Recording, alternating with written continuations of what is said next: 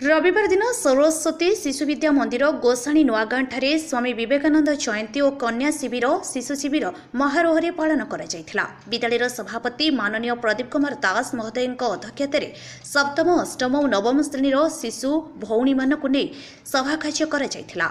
एथिरे पाटपुर विद्यालय रिटायर्ड प्रधानाचार्य श्रीमती मंजुला दास मुख्य अतिथि रूपे जोगदे दुहिता किपरि दुई कूलकु हिता से विषय कहिथिले।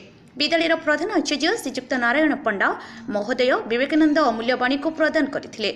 शिशु भौणी मानकु नै विभिन्न प्रतियोगिता करा जायथिला। प्रतियोगिता स्थान अधिकार करिथिबा शिशु भौणी मानकु पुरस्कृत करा जायथिला। रंगमंच कार्यक्रम होइथिला। विद्यालय वरिष्ठ आचार्य श्रीमती सुजाता राणी दास अतिथि परिचय प्रदान करथिले। शिशु भौणी मानक व्यक्तिगत समस्या विषय डाक्टर सागरिका मिश्र सह आलोचना करा जायथिला। समाज गठन में कन्यार भूमिका विषय विद्यालय जुग्म संपादक मनोज मंजूरी त्रिपाठी महोदय निजर अमूल्यवाणी प्रदान करथिले। विद्यालय वरिष्ठ आचार्य श्रीमती इंदिरा पट्टनायक और श्रीमती सुखित्या नायक और तत्वावधान और समस्त गुरुमां सहयोग और शिशु भौणी उपस्थित उक्त कार्यक्रम साफल्यमंडित होइथिला। मु सुजाता राणी दास ए विद्यालय आचार्य। आज कार्यक्रम एक्चुअली आम दुईटा कार्यक्रम चली कन्या शिविर अन्यतम। ये कन्या शिविर कार्यक्रमटी आमर शिशु भौणी मानक नहीं सप्तम श्रेणी और नवम श्रेणी भौणी मानक नहीं कार्यक्रम अनुष्ठित कर कार्यक्रम प्राय 150 भौणी उपस्थित अच्छा आम 40 आचार्य उपस्थित अच्छु। या सहित कार्यक्रम आरंभ होता सकाल आम पिला डाकिलु 6टार पिला उपस्थित थे। प्रथम पिला शारीरिक कार्यक्रम है प्राय 1 घंटा 6:30 7:30 तापर पिलांकर जलपान व्यवस्था थिला। तापर बर्तमान उद्घाटन उत्सव परिसमाप्ति है।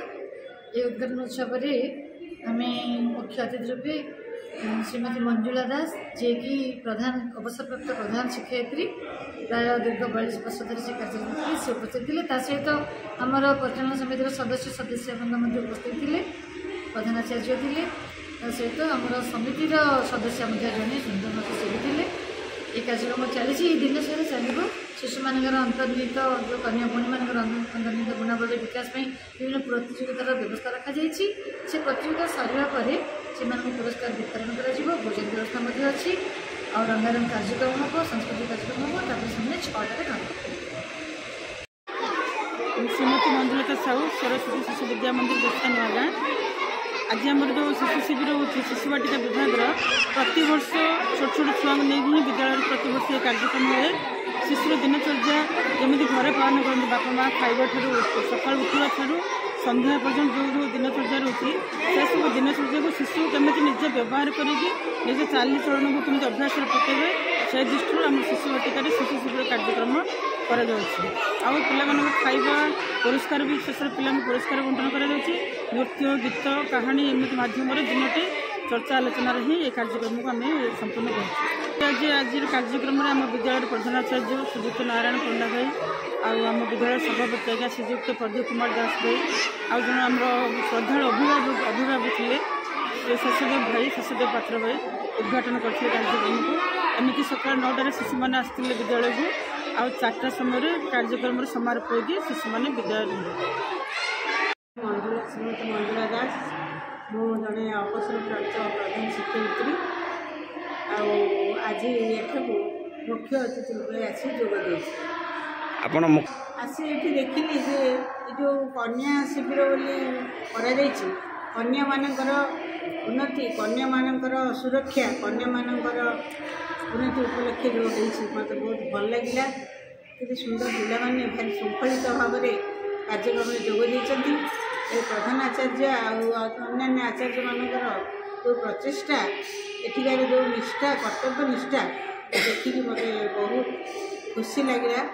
आला मैंने किपर भविष्य निजे गोटे गोटे सद्य सुनागरिका ठिया हे से समस्त चेष्टा मुझे किसी दुपद पिला उपदेश स्थल पढ़ी आद्वारा आहरी अन्य कार्यक्रम रही किंतु केते दिन जाक से रे बहुत धैर्य पिला धैर्य को बहुत प्रशंसा करुँच।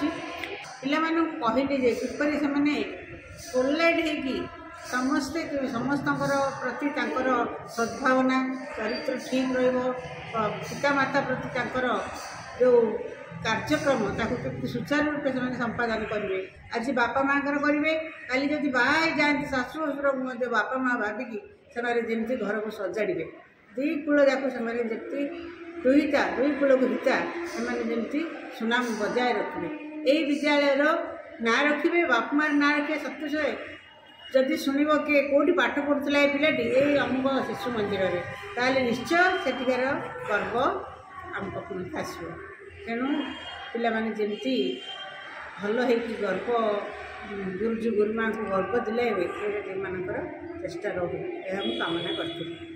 गंजाम जिलूर जिला प्रतिनिधि श्रीकांत कुमार बेहरा रिपोर्ट अपराह्न लाइव।